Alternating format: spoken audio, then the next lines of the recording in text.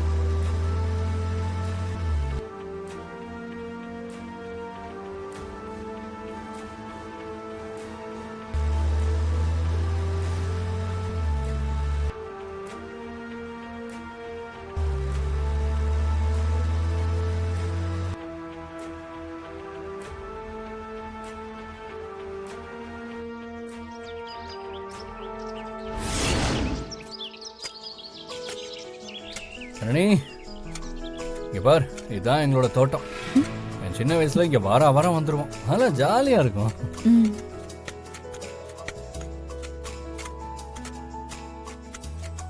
வணக்கம் தம்பி. வணக்கண்ணே, சாப்பிட்டீங்களா? சாப்பிட்டேன் தம்பி. சரி. வரேன்ப்பா.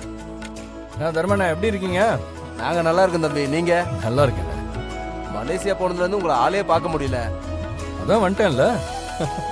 தம்பி, இவங்க தான் நீங்க மலேசியால காதலிச்சு கல்யாணம் பண்ணிக்கிட்ட பொண்ணா? ஆமாண்ணே.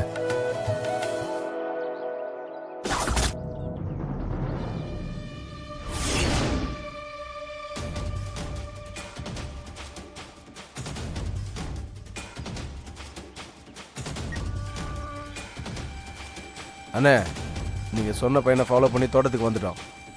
நிலவரம் பார்த்துட்டு உங்களுக்கு தகவல் சொல்றோம். நான் உங்களுக்கு ஃபோன் பண்றேண்ணே. சிவா தம்பி, உங்க கல்யாணத்துல உங்க அப்பாவுக்கு இஷ்டம் இல்லைன்னு பேசிக்கிறாங்க. எந்த வீட்டில் தான் காதலிச்சு கல்யாணம் பண்றப்ப குடும்பம் ஒத்துக்குது. வாஸ்தவம் தான் தம்பி. போ அப்பா புரிஞ்சு ஏத்துப்பாரு. அந்த நம்பிக்கை தானே. உங்க வாக்கு பலிக்கட்டும். ரொம்ப சந்தோஷம் தம்பி. சரிங்கண்ணா, நீங்க உங்க வேலையை பாருங்க. நான் என் ஒய்ஃபுக்கு அப்படியே தோட்டத்தை சுத்தி காமிக்கிறேன். சரிங்க தம்பி, போயிட்டு வாங்க. வரேண்ணே, வரேன். எல்லார்கிட்டயும் ரொம்ப மரியாதையா நடந்துக்கிறாரு. குடும்பமும் அப்படிதான் இருக்கு. இவர் கூட சேர்ந்து சந்தோஷமா வாழ வேண்டிய ஜனனி இப்ப எங்க இருக்காங்க, எப்படி இருக்காங்கன்னு கூட தெரியல.